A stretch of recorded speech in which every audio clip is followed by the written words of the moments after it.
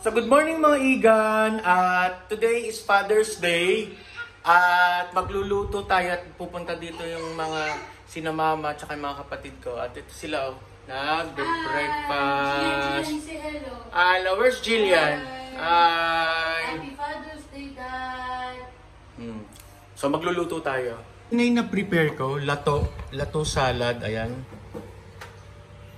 Pakita ko lang sa inyo, yan. May lato salad tayo, itlog na maalat na may kamatis. Yan. Gawa tayo ng adobong pusit. Ito hilabos na hipon at para kay Milis to gulay, papaya, nilagang papaya.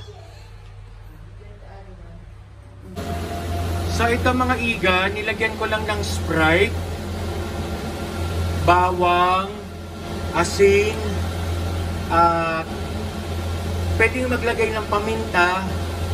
Yan. Tapos pakukuluan lang natin yan. At okay na yan. Very simple lang yan.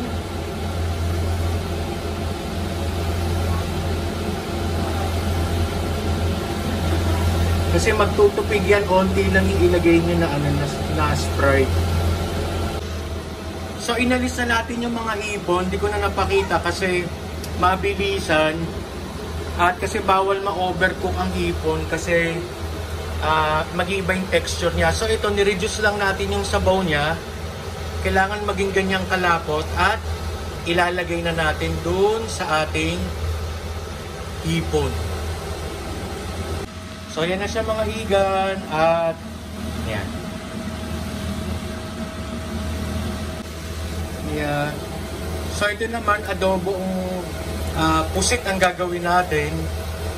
So yan, nag-isa ako ng bawang sibuyas at ilagay natin yung paminta. Maglalagay tayo ng paminta dyan, kasama natin sa pag-isa.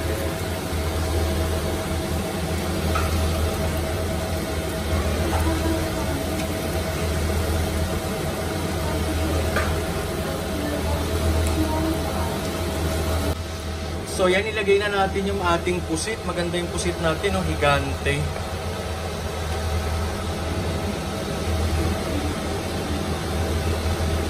Gigisa lang natin yan.